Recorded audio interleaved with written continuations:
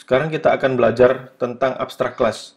Jadi abstrak class ini adalah sebuah kelas yang tidak bisa diinstansiasi secara langsung oleh klien karena memang bentuknya dari abstrak class ini masih belum jelas karena memang abstrak. Jadi abstrak class ini bisa juga sebagai template yang mana di setiap kelas yang mengextensnya harus mengimplementasikan metode yang sudah ditentukan oleh si abstrak class ini. Jadi terus kemudian ada aturannya lagi, pada abstrak class ini harus ada satu abstrak method. Jadi untuk memulai bikin abstrak class, kita mulai dengan abstrak, terus kemudian class, terus ini nama kelasnya kita pakai hewan. Sorry, ini salah. Abstrak. Terus kemudian kita kasih properti di sini name, karena semua hewan pasti ada name, ada namanya. Terus di sini kita pakai constructor-nya. Kemudian di sini kita bikin satu method yang namanya makan. Untuk method makan ini kita tidak perlu dibuatkan abstrak methodnya karena semua hewan bisa makan dan tidak ada perbedaan dengan cara mereka makan. Misalkan semuanya hewan itu untuk makan dia masukkan makanan ke dalam mulut gitu melalui tubuh. Maksudnya masukkan makanan ke dalam tubuh melalui mulut gitu ya. Terus kemudian ini kita tambahkan console.log this.name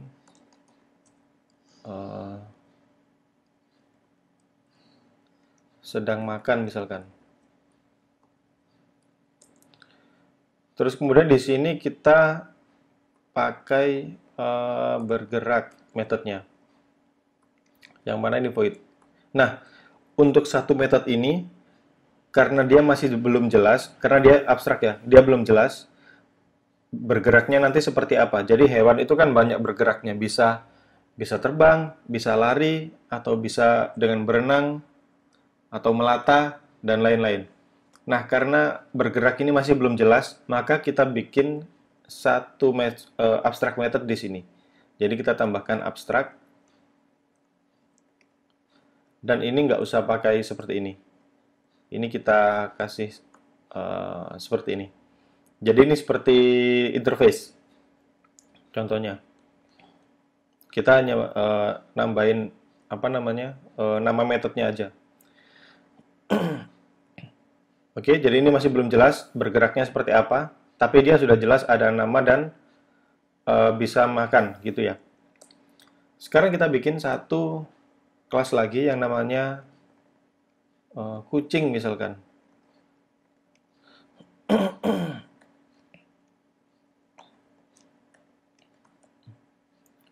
Kucing, di sini constructor-nya kita isi, kita panggil ini apa namanya constructor dari parent-nya. Itu kita isi langsung aja. Terus kemudian di sini karena abstrak class ini dia punya satu abstrak bergerak, maka di sini kita diwajibkan untuk bikin satu method bergerak. Kalau kita lihat errornya di sini, non abstrak class kucing ini doesn't implement inherit abstrak member bergerak.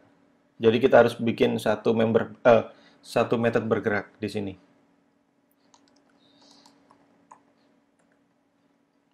Terus ini returnnya void. Nah, baru errornya hilang kalau kita bikin bergerak ini. Misalkan di sini kita kasih kucing berjalan misalkan. Oke, di sini selesai. Sekarang kita bikin lagi satu kelas. Misalkan burung.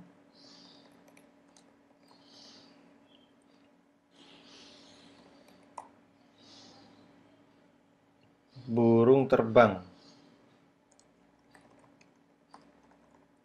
Nah, begini. Jadi kalau kita jalankan cons kucing sama dengan new kucing, terus kemudian kucing 12 dot bergerak. Ini sama dengan untuk yang burung. Burung